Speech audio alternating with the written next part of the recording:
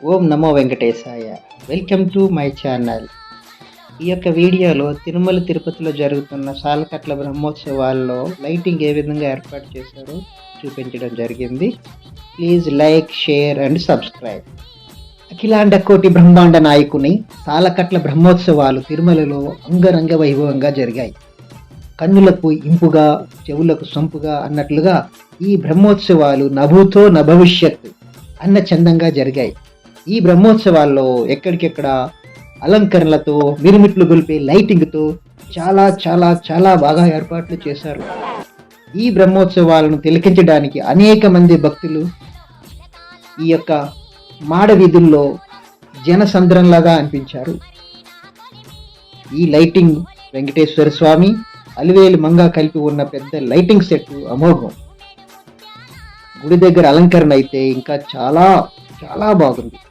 ఆ లైటింగ్ చూస్తే మన మనసుకు ఎంతో తృప్తి కలిగినట్లుగా అనిపిస్తుంది. దశావతారాలు కలిగి ఉన్న లైటింగ్, అందంగా అలంకరించిన స్వామివారి పుష్కరిణి, పూర్తి లైటింగ్తో వెలిగిపోతున్న సరిగొండ వెంగమాంబ వారి అన్నదాన ప్రసాద కేంద్రం. ఒకటేమిటి, అన్ని చోట్ల ఎన్నెన్నో లైటింగులతో, గోవింద నామస్మరణతో ఈ యొక్క మాడవీధులన్నీ మారుమోగిపోతున్నాయి. ఎక్కడ లైటింగ్ చూసినా గోవిందా గోవిందా. నరసింహస్వామి లైటింగ్లో స్వామివారు ఎంతో చక్కగా దర్శనమిచ్చారు.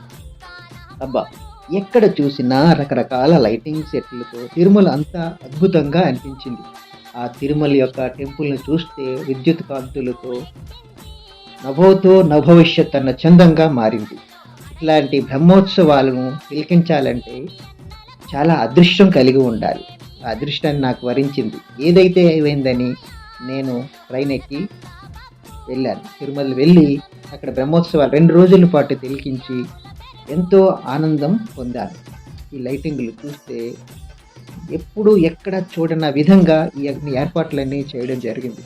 అలివేలు మంగ వెంకటేశ్వర స్వామి యొక్క లైటింగ్ను మళ్ళీ మళ్ళీ చూడాలనిపించి ఇంకొకసారి కూడా వెళ్ళడం జరిగింది.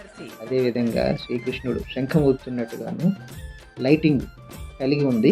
ఇక్కడ మాత్రము దారి పొడుగున ఎంత అద్భుతంగా లైటింగ్ ఏర్పాటు చేశారంటే అంత అద్భుతంగా. రోడ్డు పక్కన ఉన్న మొక్కలకు కూడా ఎంతో అలంకరణ చేశారు.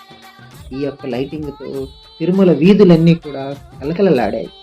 ఇట్లాంటి అద్భుతమైన బ్రహ్మోత్సవాలను తిలకించడం ఎంతో ఆనందంగా అనిపించింది. శ్రీవారి బ్రహ్మోత్సవాల్లో ఎంతో మంది పాల్గొని వారి యొక్క మనసును ఆహ్లాదపరుచుకున్నారు. ఈ బ్రహ్మోత్సవాల్లో పాల్గొంటే మోక్షము, శాంతము, ఐశ్వర్యాభివృద్ధి కలుగుతుందనే భక్తుల యొక్క నమ్మకం. ఈ లైటింగ్ ఒకటే అనుకుంటున్నారా? దీనికి తోడు శ్రీవారు పశుపక్ష్యాదులను, దాసులను వాహనాలుగా చేసుకొని, సూర్య చంద్రులను వాహనాలుగా చేసుకొని మాడ వీధుల గుండా ఊరేగుతూ భక్తుల యొక్క నీరాజనాలు అందుకున్నారు. ఈ బ్రహ్మోత్సవాల్లో ప్రతిరోజు సాయంత్రం వివిధ రకాల వాహనాలపై తిరుగుతూ వివిధ రాష్ట్రాల నుంచి వచ్చిన సాంప్రదాయ నృత్య కళారీతులతో ముందుకు సాగుతూ భక్తులకు కనువిందు చేశారు. ఒక్క రోజులో ఏం జరిగిందో మీకు మరొక వీడియోలో చూపిస్తాను. Please like, share and subscribe my channel. ఓం నమో వెంకటేశాయ.